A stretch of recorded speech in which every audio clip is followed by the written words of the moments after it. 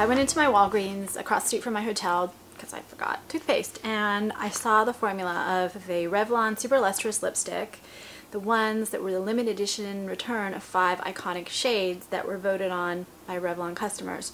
So I'm always curious about stuff like that anyway, wary and curious. I'm not sure I want like the hit color of the 90s or the 80s or the 70s, but when the customers are voting on it, I kind of feel like there's a little bit more credibility to the whole thought process.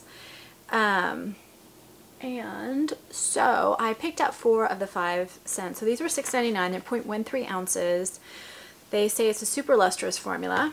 It's supposed to be hydrating, smooth, and creamy. And I thought these were all good lipsticks. They were actually good. I got about 3 to 4 hours, no, I got about 3 to 3.5 hours wear on them. The only one I got a little staining with was the red one, which is Fifth Avenue Red. And the one I did not get is Sandstorm, which is a medium dark copper shimmered brown, and it's just too brown for me. It's too shimmery. It's not a color that's going to work. I couldn't do it. So I'm going to try these on one by one. I have outdoor swatches, which I did alphabetically, but in this case I'm going to do the red last, even though it came first alphabetically, because some of the other shades are lighter and the red's going to stain. So this right here is Icy Violet, which is kind of a violet, maybe a little bit brown to it. It's cool toned. It's kind of a fun shade actually. It has like a lavender frost finish to it, and I get even coverage. A lot of times with a shade like this, I don't feel comfortable that I'm getting even coverage, but here you can see I even get even coverage on my top lip, which some kind of semi-sheer colors don't have. And so it's not super sheer, it's kind of opaque to sheer, if that makes sense. And I'm going to swatch it on my, this is it, and swatch. You can see kind of that brownish lavender purple. I want to commend Walgreens because all of these were wrapped, and I've just gotten so sick of going into drugstores and seeing these lipsticks and other cream things that don't have a plastic wrapping on them. It gets a little gross, actually. So this is the first one. I'm going to change these on camera. I have a very pigmented lip tone, so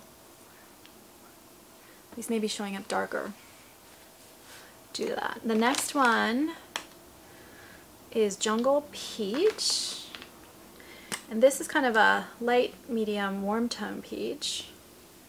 You can see.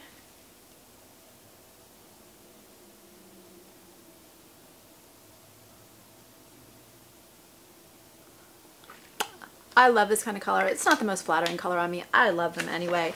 This is something I would use when I really play up my eyes, and especially with the blues or the greens. I like this type of, or browns. I like this type of color. I use like a light peachy kind of blush.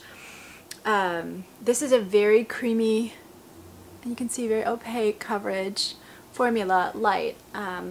For the video I did just a really neutral eye and cheek look. It's like a neutral blush and then almost nothing on my eyes, because I'm doing really different undertones in a lot of these lipsticks. But I love this color. I really do. And it wore about 3 hours on me. The next one is Snow Peach. And this one is a brightened pink coral. It's a warmer. It's the warmest one so far. So the other peach was a warm undertone. This one's a little bit warmer. And you can see, there it is.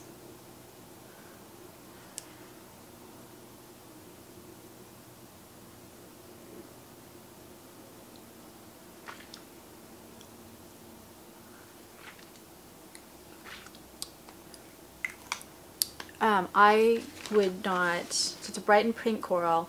It's very glossy, and it's creamy, it's opaque. Both of these peaches are creamy and opaque, and they don't look heavy on. The formula is just a very moisturized and creamy formula, so it feels great. And this one lasted about 3.5 hours. This is kind of a fun color. I wouldn't naturally pick up this kind of color, but I think when you've got blue eyes, it makes your eyes pop. But one video I'm going to do in the next couple days is just adding a little color back into my face.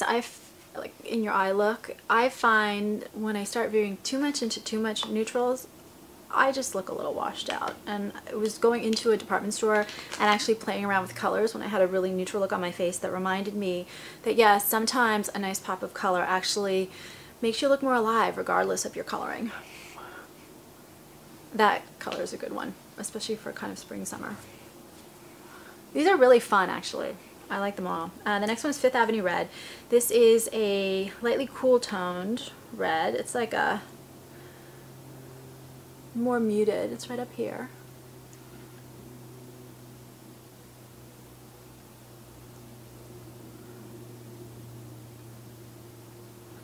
Again, I really like the creaminess of the formula. I like how opaque it applies and evenly. I don't know if I've tried Revlon lipsticks, not for a while, like the actual lipstick, and I really like these. Maybe it's just a super lustrous formula, but I tend to shy away from a lot of lipsticks in the drugstores because I can't try them on and then they are very often opened, and so these I'm actually thrilled with. So this right here, it's like a medium dark red and it almost has a more neutral undertone. I didn't apply that very evenly, which for a red is really bad.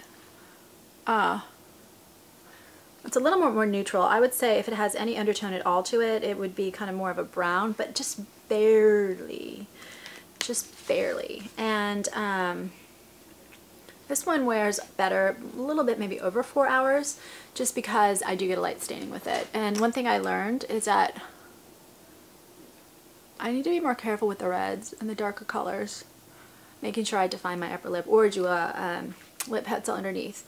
So overall, I really like these, whether it's just because it's like the return of these great formulas or whatever else. When I was there, the display was full, so these are the colors, completely full, and it had been stashed up, since it's San Francisco limited space, stashed way high up above another display, so they actually needed to get a ladder to pull it down. Just goes to show with these limited editions, sometimes you find them in the strangest places. If you have suggestions, thoughts, other colors that you like, or thoughts on these, I would love to hear it.